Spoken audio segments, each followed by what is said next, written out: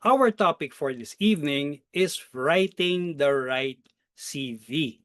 Now, I'm sure for students, graduating students that I saw mostly our registrants, no? Marami sa inyo are already writing your CV, but you might be scratching your head. Ano nga ba isusulat ko rito? Most of my experiences actually came from the academy or from the university. So, what useful information can I write in my CV?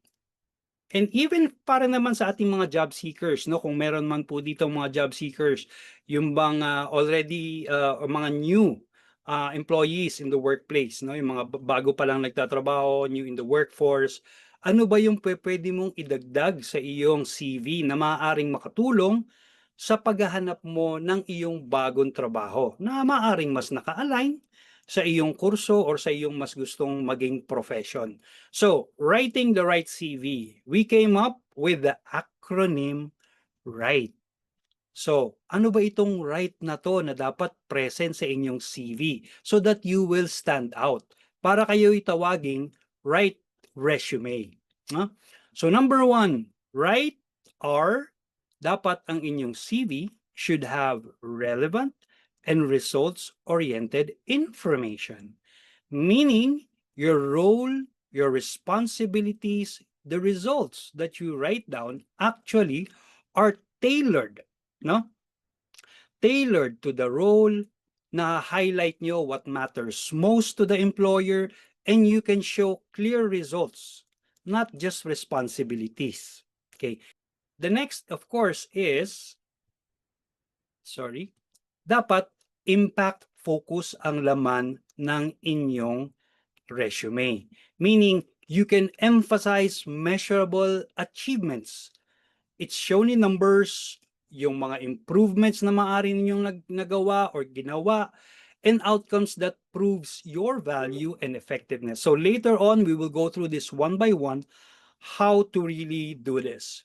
Siyempre, dapat genuine and goal-aligned.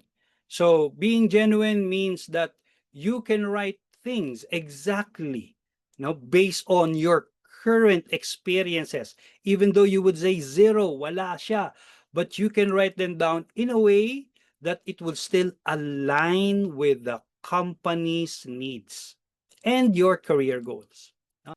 Highlighted and humanized is what letter H stands for. Meaning, ang inyong mga resume should be structured for clarity and easy reading. Meron kasing mga resume na maaari kayong gawin na maraming masyadong laman which is not actually necessary.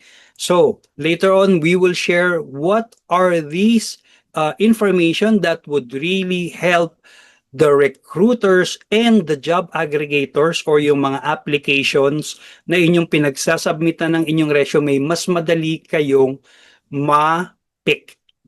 And lastly, your resumes, for it to be right, has to be tailored and transformative.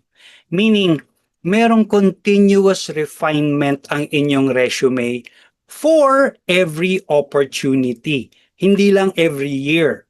No?